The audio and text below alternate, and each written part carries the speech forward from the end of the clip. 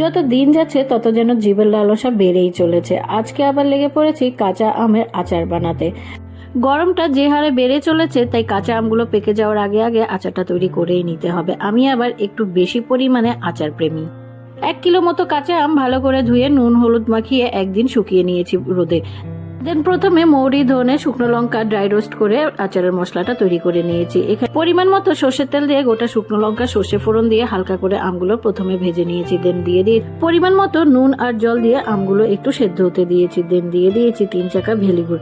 যে কোনো আচার তৈরি করার ক্ষেত্রে আমি এই ভেলিগুড়টাই বেশি প্রেফার করি, কারণ ভেলিগুড়ে না আচারটা বেশি টেস্টি হয় মনে হয় আমার কাছে। দিয়ে দিয়েছি সামান্য একটু হলুদ। তোমরা চাইলে অবশ্যই কিন্তু আচারে অন্য যে কোনো গুড় ব্যবহার করতে পারো।